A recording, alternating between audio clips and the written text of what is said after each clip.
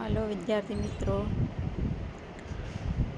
આજે નવી માહિતી લઈને આવીશું તમારા માટે કે ટેટ 1માં હાલ કયા જિલ્લામાં કેટલી જગ્યાઓ ખાલી છે તેની જાણકારી જે મુજબ મળી છે તે તમારા સાથે શેર કરું છું. તો જિલ્લા વાઇઝ જગ્યાઓ આપણે જોઈએ કે કયા જિલ્લામાં કેટલી જગ્યા ખાલી છે. આ 33 જિલ્લા છે. તો અમદાવાદમાં 123 જગ્યાઓ ખાલી છે ધોરણ 1 થી 5માં. અમરેલીમાં 305 જગ્યાઓ ખાલી છે. સૌથી વધારે છોટાઉદેપુરમાં છે. આણંદમાં 88 જગ્યા ખાલી છે. અરવલ્લીમાં 97 જગ્યા ખાલી છે. બનાસકાંઠામાં 792 જગ્યાઓ, ભરૂચમાં 333, ભાવનગરમાં 203, બોટાદમાં 81, છોટાઉદેપુરમાં 599, દાહોદમાં 471, ડાંગમાં 74, દેવભૂમિ દ્વારકામાં 766. દેવભૂમિ દ્વારકામાં સૌથી વધારે છે અને એનાથી પણ વધારે કચ્છ જિલ્લામાં હશે.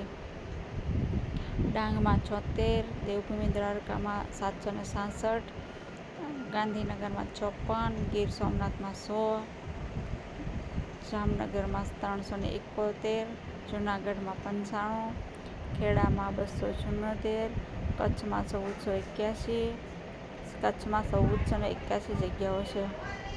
મહીસાગરમાં 107, મહેસાણામાં 155, મોરબીમાં 227, નર્મદામાં 270, નવસારીમાં 73, પંચમહાલમાં 174, પાટણમાં 225, પોરબંદરમાં 88, રાજકોટમાં 202, સાબરકાંઠામાં 157, સુરતમાં 69, સુરેન્દ્રનગરમાં 259, તાપીમાં 62, વડોદરામાં 236 અને વલસાડમાં 111. એમ ટોટલ એટલા જિલ્લામાં 8724 જગ્યાઓ ખાલી છે. આ ગ્રામીણ વિસ્તાર મહાનગરપાલિકા વગરના જે જિલ્લાઓ છે તે. હવે મહાનગરપાલિકાઓમાં સિટીમાં કેટલી જગ્યાઓ છે તો એમાં એએમસીમાં 71 છે. પછી અમરેલીમાં 4, આણંદમાં 4 નગરપાલિકા અને મહાનગરપાલિકાની સીટો છે. અંજારમાં 21, અંકલેશ્વરમાં 1 પણ નથી, ભાવનગરમાં 19, ભરૂચમાં 9, બોટાદમાં 6, ગાંધીનગરમાં 19, જામનગરમાં 21, જેતપુરમાં 2, મહુવામાં 6, નડિયાદમાં 9, નવસારીમાં 4, રાજકોટમાં 0, સિદ્ધપુરમાં 1, ઉનામાં 2, ઉપલેટામાં 2, સુરતમાં 294 અને વડોદરામાં 17.